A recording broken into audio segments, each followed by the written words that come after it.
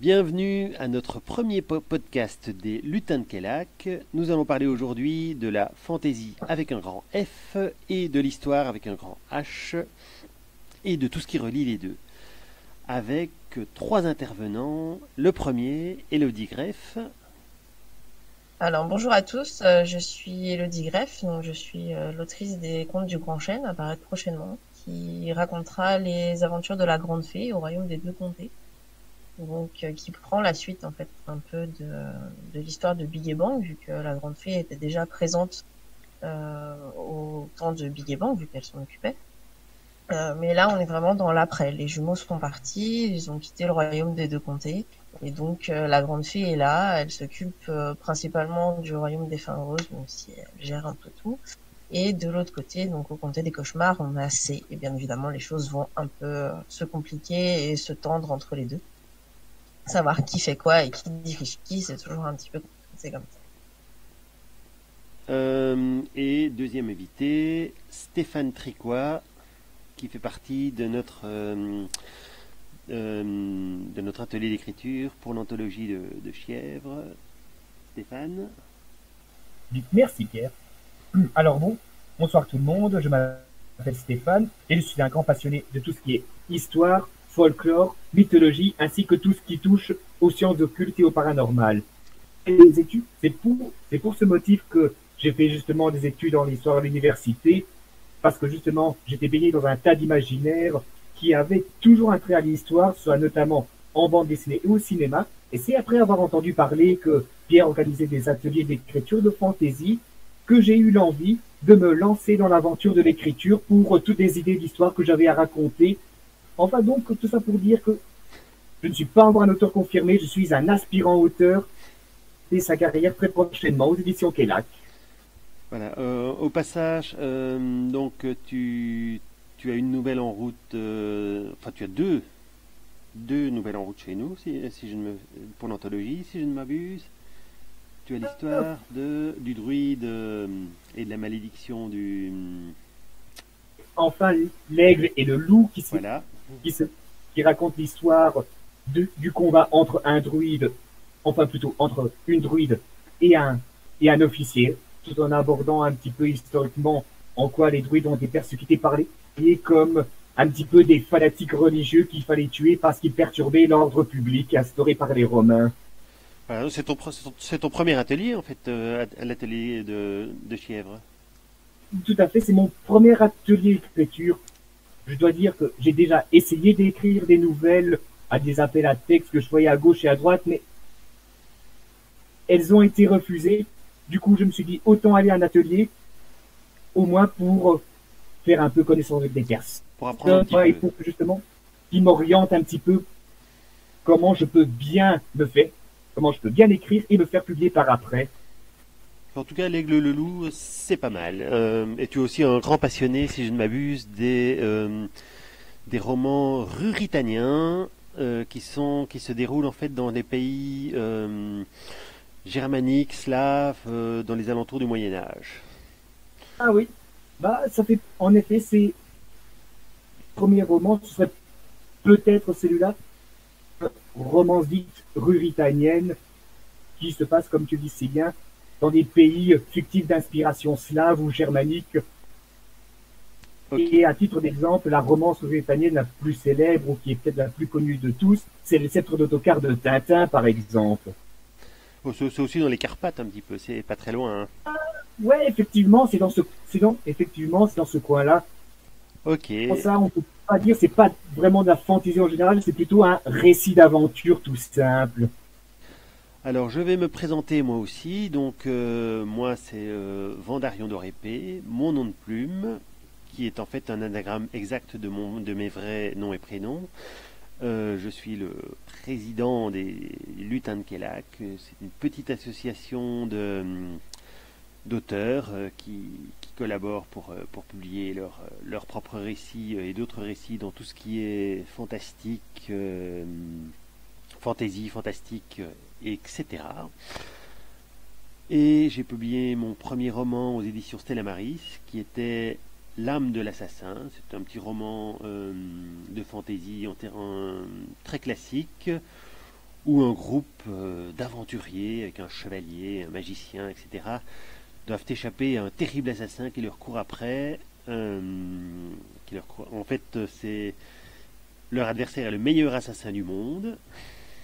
Et ils doivent sauver la vie du plus mauvais magicien du monde, puisqu'apparemment ce magicien est la cible de l'assassin. Et naturellement, il leur arrive un tas d'aventures, puisque c'est une sorte de petite épopée. Et mon deuxième roman va bientôt sortir également, cette fois-ci aux éditions Kellac, et ce sera Les Portes de Lagartha. Ça se passe pendant la Deuxième Guerre mondiale. Et un groupe, c'est un sous-marin allemand qui est envoyé pour sauver le Reich en 1944, en découvrant un passage secret vers un monde mystérieux qui est censé avoir été colonisé il y a très longtemps par des hommes de pure ascendance aryenne qui possèdent de grands pouvoirs magiques. Et ces sous-mariniers sont accompagnés par un sorcier qui est particulièrement maléfique, et donc Tous les sorciers, quoi. oui, bah non, pas spécialement, hein. Samantha la sorcière, elle est très gentille, si tu vois. Ça dépend de quelle version après, c'est comme tout. Voilà, exactement. Mais en tout cas, dans ma sorcière bien aimée, là, les sorciers sont très gentils. Dans Harry Potter, certains sorciers sont très gentils aussi. Certains, pas comme celui dont on ne doit pas prononcer le nom.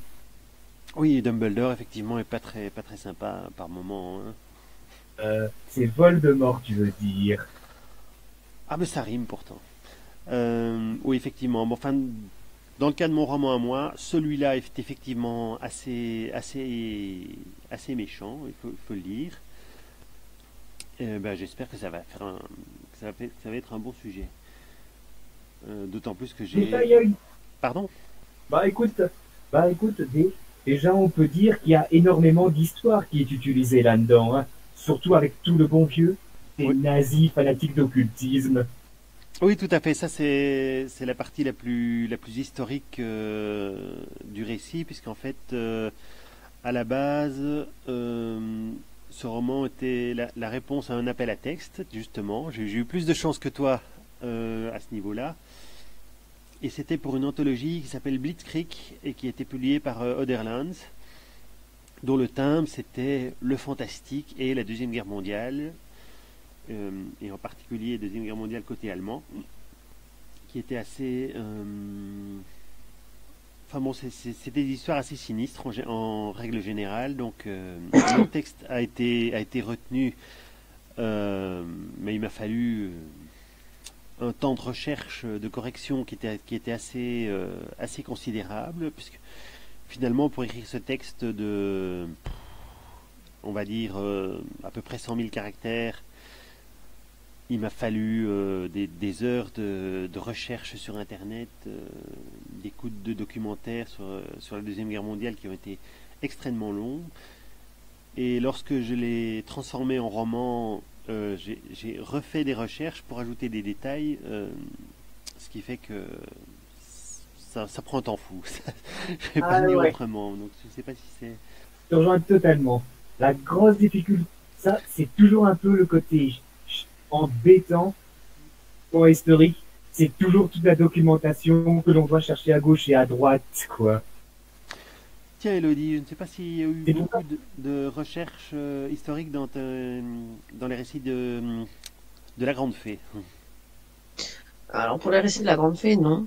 Après pour des choses que, il n'y a pas eu de recherche, il y a quand même eu de la recherche parce que il a fallu quand même que je voulais apporter une certaine continuité avec ce qui avait déjà pu être fait par l'Académie de Minuit. Donc j'ai vraiment cherché et lu tout ce qui avait été fait pour essayer d'inscrire vraiment ça dans la continuité et de raccrocher les wagons avec notamment tout ce qui avait été fait sur YouTube à l'oral, les contes écrits qui sortent régulièrement, essayer quand même de maintenir une belle continuité dans tout ça. Donc il y a eu des recherches de ce côté-là.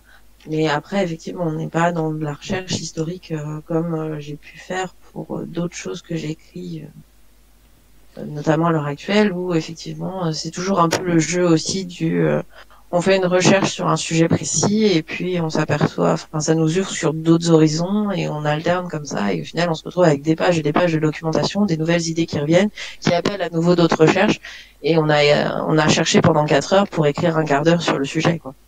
Ça, c'est vrai. Mais c'est aussi le plaisir, enfin, pour moi personnellement, ça fait aussi partie du plaisir de l'écriture et c'est un certain enrichissement personnel. Mais c'est vrai que du coup ça demande énormément de temps. Il y a des jours entiers de recherche et Oui, tout à fait. sur des fois. Oui, je me souviens effectivement que ça prend. Ça m'a pris effectivement. Ça m'arrivait effectivement des journées où j'écrivais pas une seule ligne, mais où je ne faisais que suivre des documentaires. Puis en plein milieu du documentaire, je vois un petit détail qui fait tilt, et du coup, je recherche encore autre chose. Oui, c'est ça. Ouais. Ah oui, mais tout à fait. C'est vraiment un jeu de piste. Tout à fait. Oui, c'est un jeu de piste qui est absolument effarant. Enfin, non, effarant n'est pas le bon terme, je dirais plutôt titanesque. Voilà, c'est un travail de titan pour un texte qui au final est Érudit assez court. surtout. Donc maintenant je vais passer à la description du thème donc, que nous allons aborder. Donc il s'agit de l'histoire et de la fantaisie. Et peut-être même je vais commencer par l'histoire de la fantaisie. Comme ça ça va tout de suite nous situer. Donc à l'origine, la fantaisie en fait remonte. Les premiers textes de fantaisie tels qu'on les connaît maintenant commencent avec le romantisme 19e siècle, avec les opéras de Wagner, le Parsifal, où on met énormément d'histoires de chevalerie et de magie. Donc c'est un peu les premiers grands récits de fantaisie, c'est en fait des histoires de magie et de chevalerie. Donc grosso modo, c'est l'héritage en fait du mythe du roi Arthur, qui est vraiment la grande histoire de fantastique. Donc bon là, je vais pas vous raconter vraiment tout ce qui touche à l'histoire du roi Arthur. Elle est assez longue, grosso modo. Et on peut dire en soi que le principal héritage justement de cette réinterprétation romantique de l'histoire du roi Arthur, c'est qu'on a justement, c'est de là que découle tout l'imaginaire du Moyen Âge avec le chevalier, la princesse, le château, à tel point que ça va même dans les contes de fées et dans les histoires pour enfants. Oui, c'est l'amour courtois avec voilà, le noble chevalier qui doit séduire la belle princesse. En fait, il y a énormément de choses qui sont mélangées dans le roi Arthur.